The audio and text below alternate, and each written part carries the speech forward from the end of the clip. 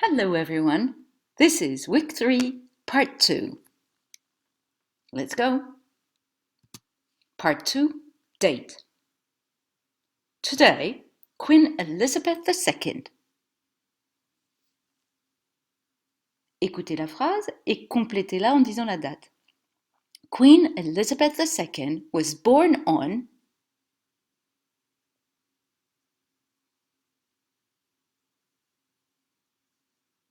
the 21st of April 1926. Repeat, the 21st of April 1926. Queen Elizabeth II was born on the 21st of April 1926. Part 2. Question. À vous de dire la question avec moi, avant moi, et de la répéter ensuite. Et puis, vous répondez pour vous-même. How old are you?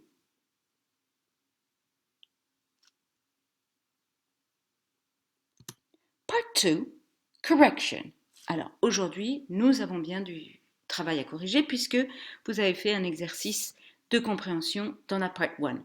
So, please open your notebooks, ouvrez vos cahiers et rendez-vous à l'exercice que vous avez fait dans la part 1, partie 1.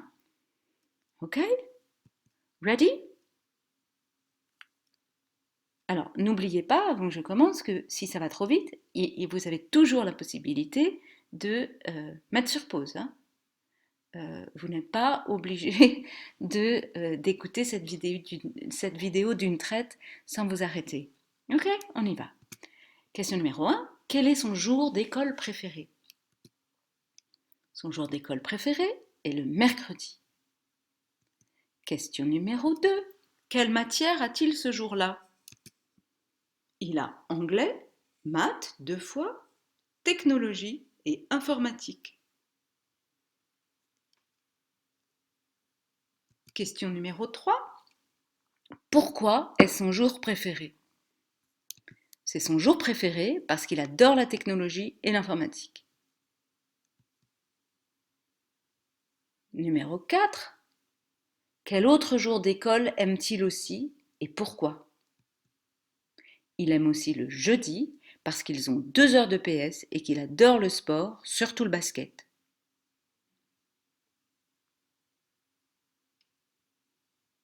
Question numéro 5. Quel jour n'aime-t-il pas vraiment et pourquoi? Ils n'aiment pas vraiment le vendredi parce qu'ils n'ont pas science.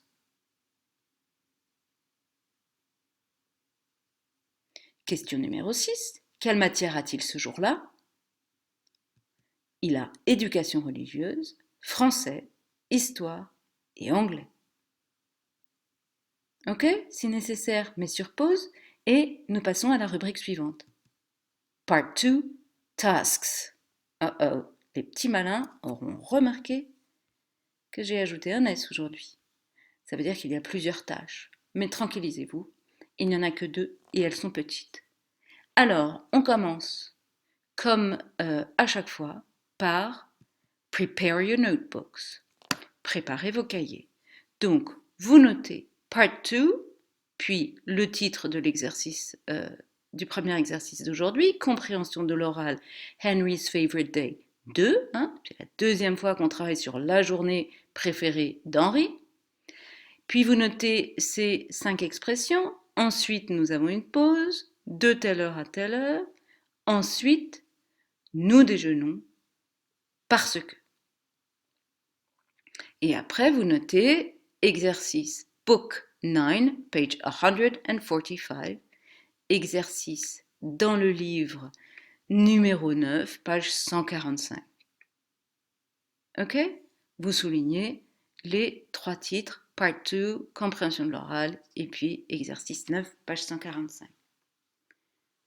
D'accord? Mettez sur pause à nouveau afin d'avoir le temps d'écrire ça et on se retrouve pour faire l'exercice de compréhension orale. Alors, c'est un exercice de compréhension orale un peu différent de celui d'hier car vous allez non seulement écouter, mais aujourd'hui vous allez aussi lire. Hein? Listen and read. Car vous voyez, ici, vous avez la transcription de l'enregistrement. Donc, listen, read and find the words. Qu'est-ce que ça veut dire, ça, find the words? Ça veut dire trouver les mots. Donc, les expressions que vous avez notées dans votre cahier, il va falloir les trouver en anglais dans la transcription de l'enregistrement. Mais comme je tiens à ce que vous sachiez non seulement les écrire, mais aussi les dire correctement, je veux que vous écoutiez en lisant la transcription. Alors, on l'écoute une fois entièrement, et puis après, je vous laisserai travailler à votre guise. Okay? My favorite day is Wednesday. From 9 to 9:50 we've got English. From 9:50 to 10:40 we've got maths. Then we have a break from 10:40 to 11. From 11 to 11:50 we have DT, which is design technology. From 11:50 to 12:40 we have maths. Then we have lunch. And from 1:35 to 2:25 we've got ICT, which is information computer technology. It is my favorite day because I love DT and ICT. I also like Thursday because we've got double PE from 11 to 12:40. And I love sports, especially basketball. I don't really like Fridays because we don't have science. We have RE in the morning, which is religious education. We have French, then history, music, and English.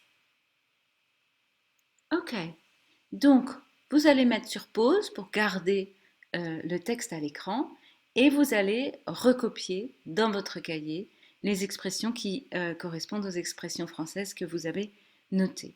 Ok? Et on se retrouve ensuite pour faire un petit peu de grammaire.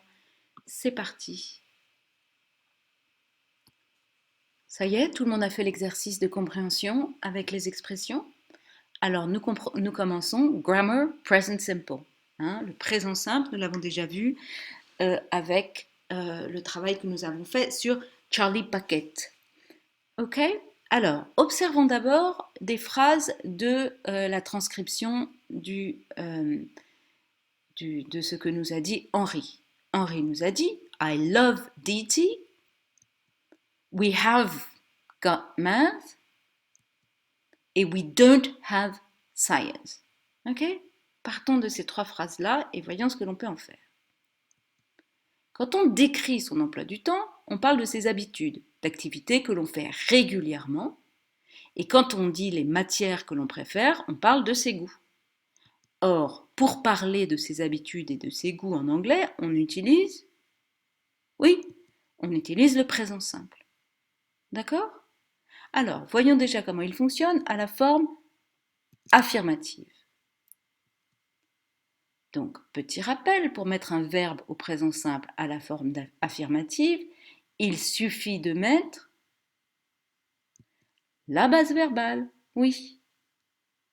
Rappel à nouveau, la base verbale, c'est l'infinitif moins tout. Donc, la base verbale de to love, c'est love. Ok? Donc, si on veut dire j'adore la techno en anglais, au présent simple, on va dire I love DT. Ou nous avons math, we have math. Ou we have got math. Ok? Qu'en est-il maintenant de la forme négative? Pour mettre un verbe au présent simple à la forme négative, on met, essayez de vous souvenir de l'exemple qu'on a vu il y a 2 minutes, on met don't devant la base verbale. Hein. L'exemple, c'était we don't have science. D'accord? Donc, tout ça pour dire que le présent simple, c'est très simple, comme son nom l'indique. Hein. Vous savez que simple, c'est l'inverse de composé, mais dans ce cas-là, ça veut aussi dire pas difficile du tout. Sauf que, aïe aïe aïe, il y a cette troisième personne du singulier qui vient nous embêter un tout petit peu, c'est quand même pas terrible. Car vous savez que tout ce que l'on vient de dire fonctionne sauf à la troisième personne du singulier, c'est-à-dire he, she et it. Il faut ajouter s ou es à la forme affirmative.